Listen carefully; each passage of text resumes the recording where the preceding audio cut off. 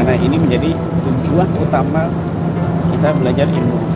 Jadi pada hakikatnya ruqyah di KBRA ini bukan untuk hanya sekedar bisa nyuwuk orang saja, ngobatin orang omat gamin, ya, memerangi jin atau memerangi dukun. Bukan, tetapi pada hakikatnya meskipun mereka ini adalah musuh-musuh Allah, setan, jin, sihir, dukun, tetapi yang perlu kita sadari, perhatikan, adalah musuh yang paling utama adalah jiwa kita, nafsu kita. Memerangi jiwa kita, mujahadatun nafas, inilah tujuan utama daripada ruqyah KBRA. Jangan tertipu dengan musuh zahir, tetapi justru itu menjadi barometer kita nanti selamat di akhirat. Makanya saya katakan ada makhluk yang tidak bisa dikeluarkan dengan ruqyah, hanya bisa dikeluarkan dengan ilmu dan mujahadah. Ini yang utama daripada pelatihan mahir.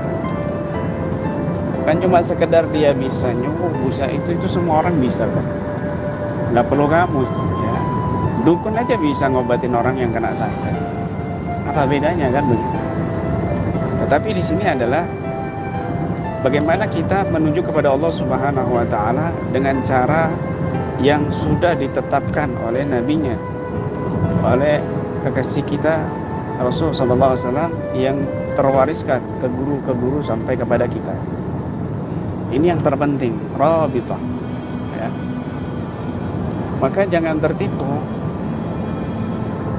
dengan ruqyah, belajar ilmu ruqyah, belajar ilmu hikmah, ternyata untuk tampil-tampil sakti dan ini itu. Tapi di hadapan Allah Subhanahu wa taala dia rusak hatinya, ruhnya. Apalagi hanya popularitas dan kesenangan duniawi, mengumpulkan harta, mengumpulkan dolar dan lain sebagainya, atau bangga dengan subscriber. Nauzubillah min dzalik. Jangan sampai. Inilah tujuan utama dan visi misi KBRA yang sesungguhnya, yang banyak tidak diketahui orang umum ya. Makanya mereka ini kita bimbing ya, kita arahkan ketika pelatihan pemula, lanjutan, dan pada akhirnya pelatihan mahir. Ini mereka akan sadar bahwa tujuan hidup ini bukan untuk hal-hal seperti itu, bertanding dengan dukun, bertanding dengan jin, mendapat julukan kiai suwu, ustadz ahli suwu, ahli ruqyah, bukan. Tetapi bagaimana diri kita ini menjadi insan yang diinginkan oleh Allah dan Rasulnya, insan yang selamat untuk menuju kepada Allah dengan hati yang salim. Yauma la yanfa'u malun wala banun illa man atallaha biqalbin salim. Di hari di mana tidak bermanfaat anak dan harta kecuali orang yang datang kepada Allah dengan hati yang selamat.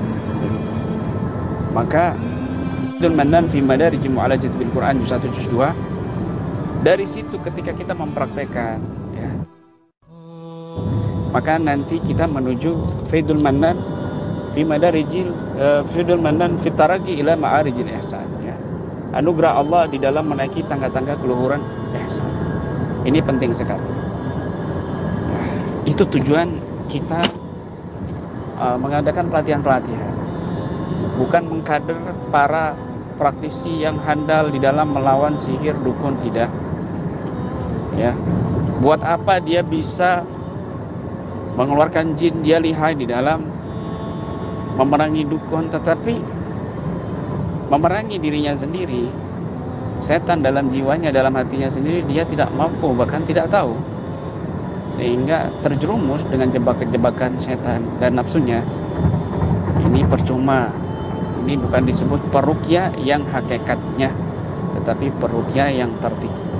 Raki itu orang yang naik, bukan semakin turun ya, bukan semakin turun, tetapi raki itu semakin naik. Kalau kamu dengan kehebatan kamu secara umum dipandang sakti hebat, tetapi semakin turun ya, maka ini bukan peruqyah, tapi justru disebut dukun ya. dukun sihir gitu. Karena mereka semakin sakti tapi semakin jauh dari Allah Subhanahu wa taala. Semakin hebat ya, semakin jauh dari Allah Subhanahu wa taala. Tetapi peruqyah itu yang hakikatnya semakin